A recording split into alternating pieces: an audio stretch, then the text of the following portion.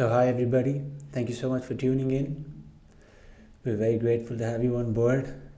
India is going to be celebrating its 76th Republic Day.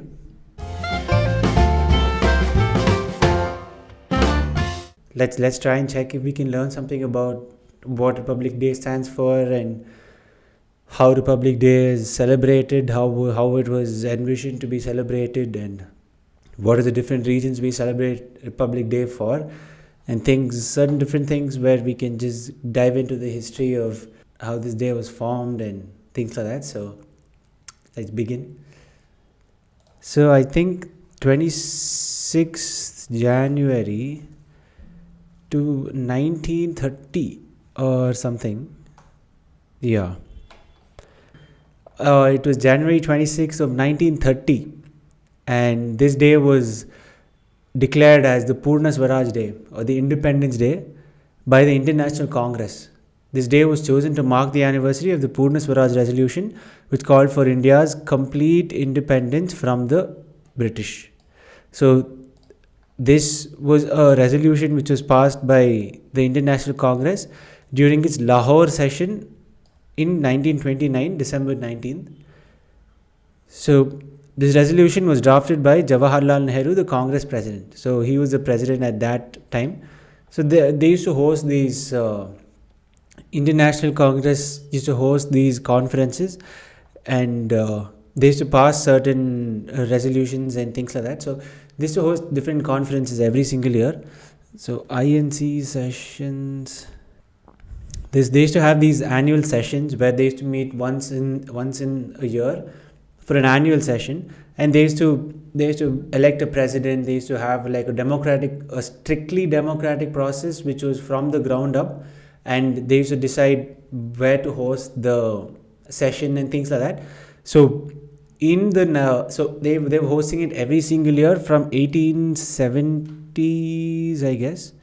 INC session 1, first session of the Indian National Congress. Yeah, it was in 1885. The first session of the INC was proposed at Poorna, but because of an outbreak of plague in Poorna, the venue was shifted to Bombay. And in the first session that was held in Bombay at the Gokuldas Tejpal Sanskrit Pathshala, only 72 delegates had participated, and most of them belonged to a background of lawyers, and there weren't any women in this session. So the first president of the session was W.C. Banerjee, a prominent lawyer by vocation. So these were the sessions that they used to host. The first session was hosted in 1885. And so, by the way, just so you know, Congress still hosts these sessions, I believe, and they still have different committees and things like that which they used to set where they elect a president for the session, for the annual year and things like that.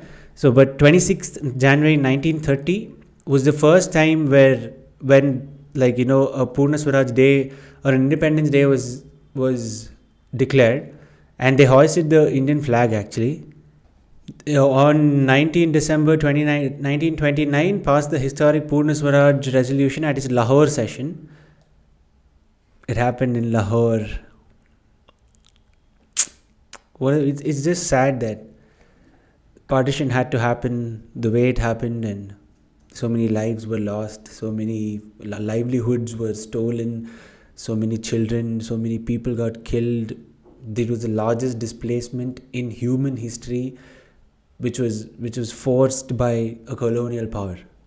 So in 1929, Lord Irwin, the then Viceroy of India, made a vaguely announced, referred to as the Irwin Declaration, that India would be granted dominion status in the future. Indian leaders welcomed this, as they had been making the demand for dominion status for a long time. But it triggered a backlash in England. Politicians in the general public were not in favor of India obtaining dominion status. Under pressure, Lord Irwin, at a meeting with Jinnah, Nehru and Gandhi and Sapru, told Indian leaders that he could not promise dominion status anytime soon. The Indian National Congress iked and now changed its stance. It gave up demands for dominion status, and instead at its Lahore session passed the Poorna Swaraj resolution that called for complete independence. This resolution marked the beginning of a large-scale political movement against colonial rule. So it was also like a tribute that our constitution makers and our freedom fighters actually set that this day could become the Republic Day of India. So the Poorna Swaraj resolution was seen as a critical symbolic event by leaders of the freedom movement and Indians in general. During the constitution making process, in 1946 to 50, members of the Constituent Assembly chose 26 January 1950 for Constitution of India to come into effect, to honor the date of the public declaration of Poorna Swaraj. Beautiful. So basically that's what a republic means. So Republic Day meaning. Republic Day is celebrated in India for the adoption of the own constitution on 26 January 1950 after freedom from British rule. Republic Day of India observed by India is celebrated in India for the adoption of its own constitution on 26th January 1950 after freedom from the British rule. The roots of Republic Day trace back to the Indian Independence Act of July 18, 1947, which ended the British rule and transferred legislative authority to the Constituent Assembly of India. On July 18th, so like a month before we got independence, it was transferred. The Constituent Assembly, tasked with drafting the constitution of the country, formed the drafting committee chaired by the Bhimrao Ramji Ambedkar, Sir, the country's first law minister, often referred to as the father of the Indian Constitution. Yeah, the Constitution replaced the Government of India Act 1935 as the governing document of India. But they actually took a lot of acts, a lot of statutes and things like that. From that act, a lot of things were carried on into our constitution from that very act, Government of India Act 1935. And and much more was added because Indian Constitution is basically the world's lengthiest constitution. Indian Constitution facts. Yeah, so it is the longest written constitution in the world. Fundamental rights, it guarantees fundamental rights to all citizens. Okay, so fundamental rights, secularism, federal structure, preamble, parliamentary system, directive principles of state policy. Father of Indian Constitution, Dr. Bhimrao Ambedkar. Original Constitution, 1955 Constitution is preserved in a helium-filled case at the Parliament Library building in New Delhi. It's a helium-filled case just so that the paper is preserved and nothing really happens to the form of the paper and it doesn't mess up and things like that. Okay, let's get back to this once. The Constitution was adopted by the Constituent Assembly of India on 26th November 1949 and came into effect on 26 January 1950. So that was 2 months after it was adopted by the Constituent Assembly was when it came into effect. So 26th November is actually is actually declared as the Constitution Day itself. 26th November 1949. They celebrated as the Constitution Day. The Constitution was signed by 284 members. So after India gained independence from the British Raj on 15th August 1947, this was formalized through the Indian Independence Act of 1947, an act of the Parliament of United Kingdom. Okay, that partitioned British India into the two new independent dominions within the British Commonwealth. So basically British Commonwealth, it stands for an international association of 56 member states, the vast majority of which are former territories of the British Empire from which it developed. India became a constitutional monarchy with George VI as the head of the state and Earl Mountbatten as the Governor General. So it became a constitutional monarchy like then. Without a standalone constitution, India's laws were based on the Government of India Act of 1935 and were governed by the Constituent Assembly of India. So before we got a constitution, the Government of India Act 1935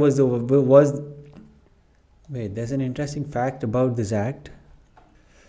The Government of India Act 1935 was an act passed by the British Parliament that originally received royal assent in August 1935.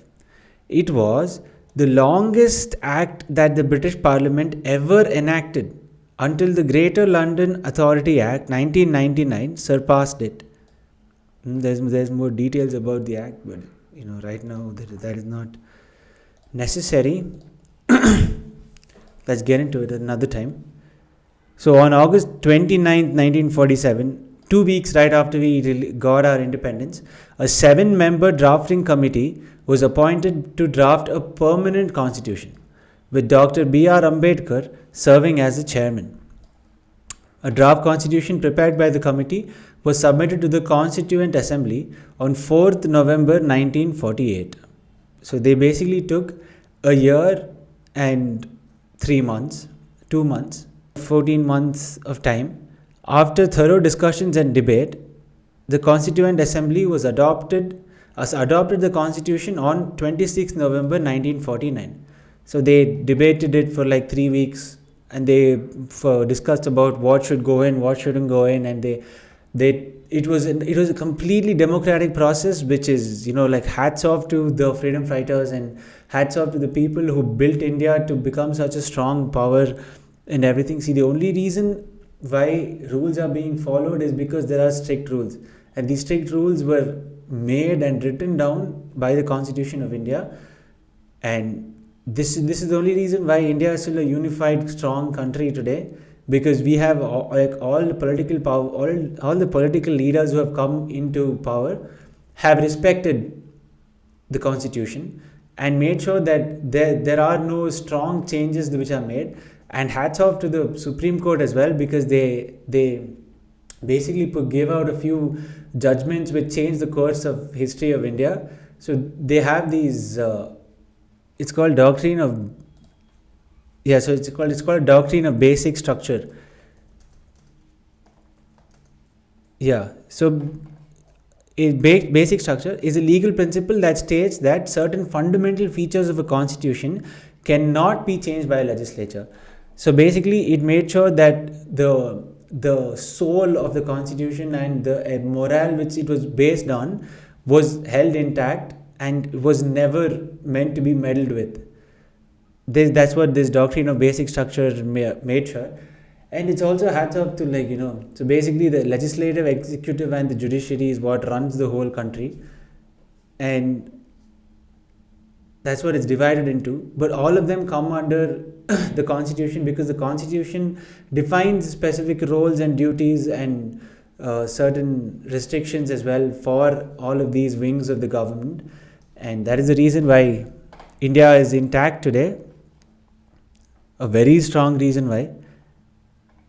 But yeah, so it happened in the most democratic way, where everybody's views were respected, everybody's views were taken into account and spoken for and things like that.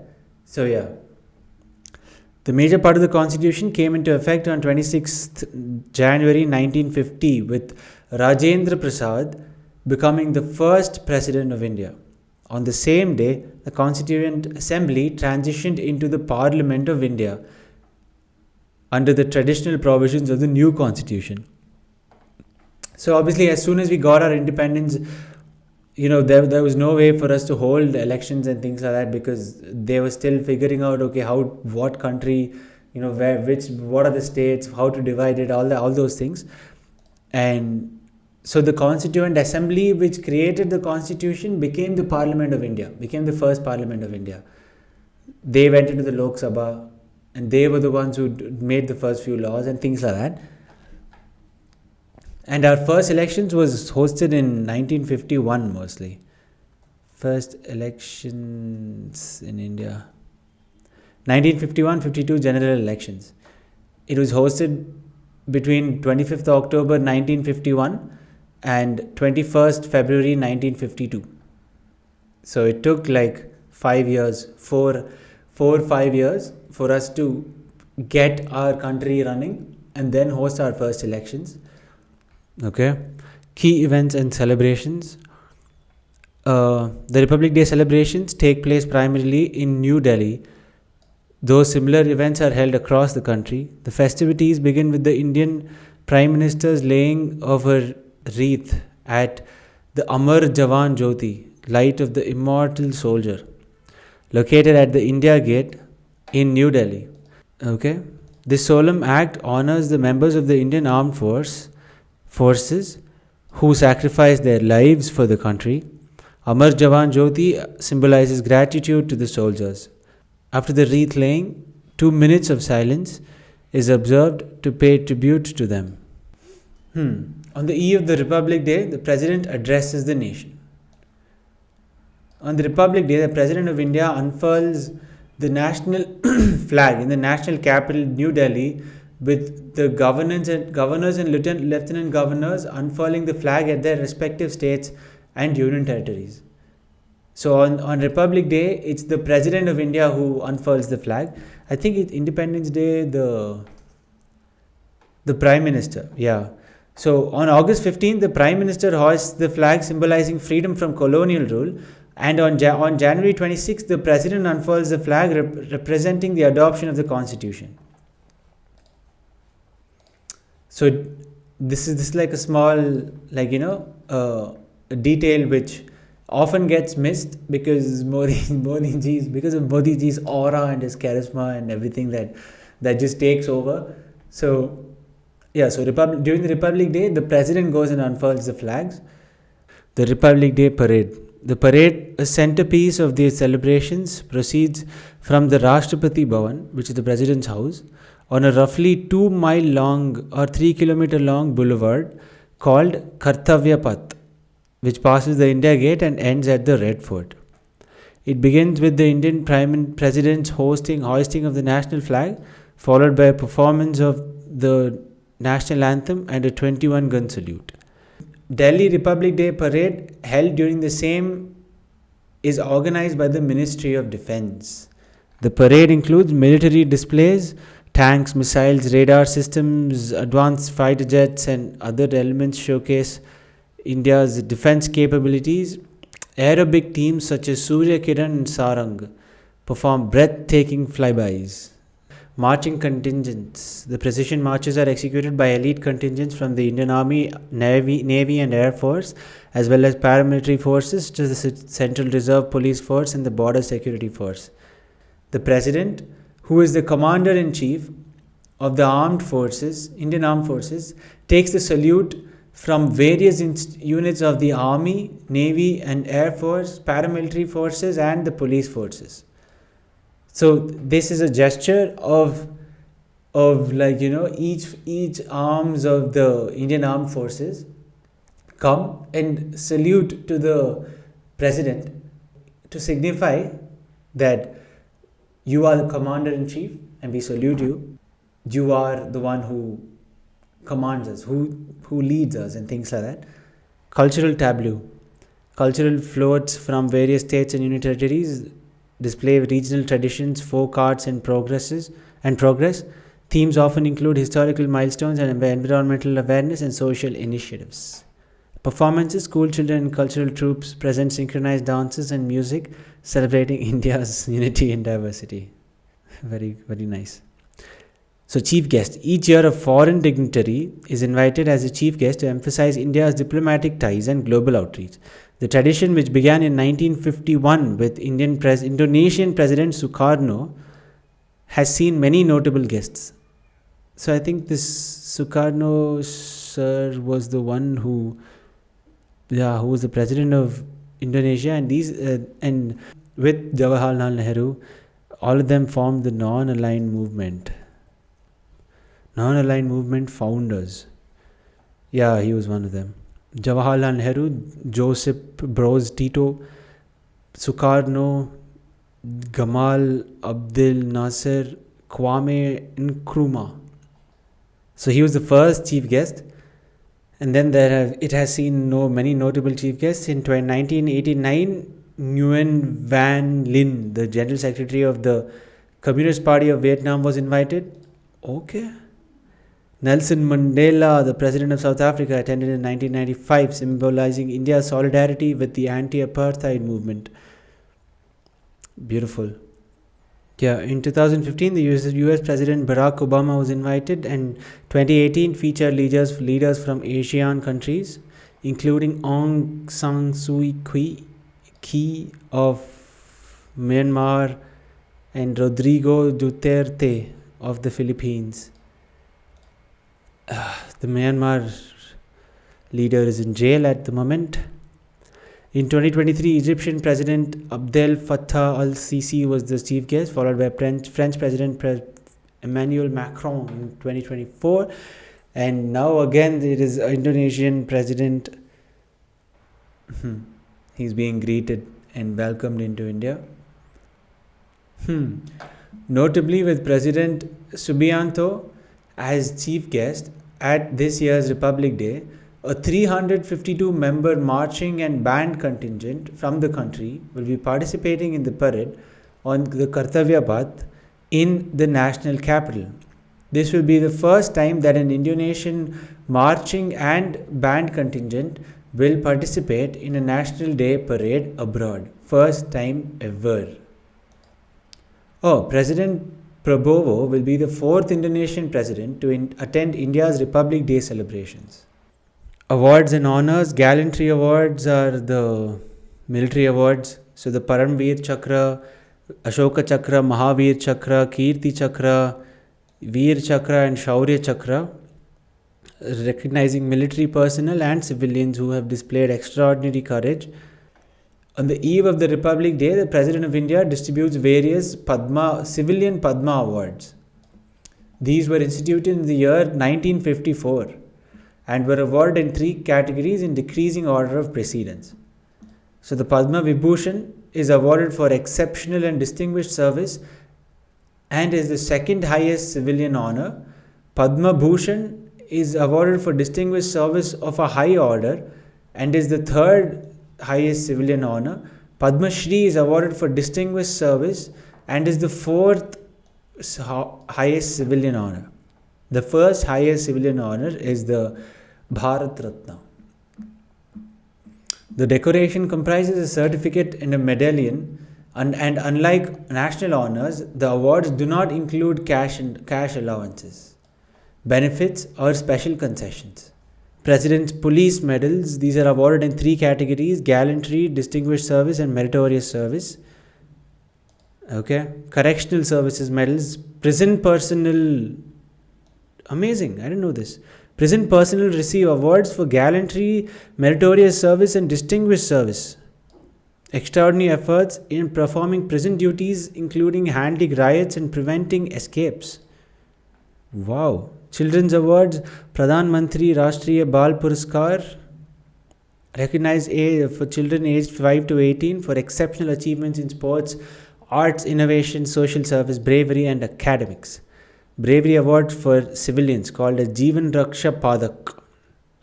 Awards are presented to civilians who have displayed extraordinary bravery in saving lives during accidents or emergencies. It has 3 categories: Sarvottam Jeevan Raksha Padak, Uttam Jeevan Raksha Padak and Jeevan Raksha Padak. The Beating Retreat. The Beating Retreat ceremony, conducted on the evening of 29 January, marks the end of the Republic Day festivities.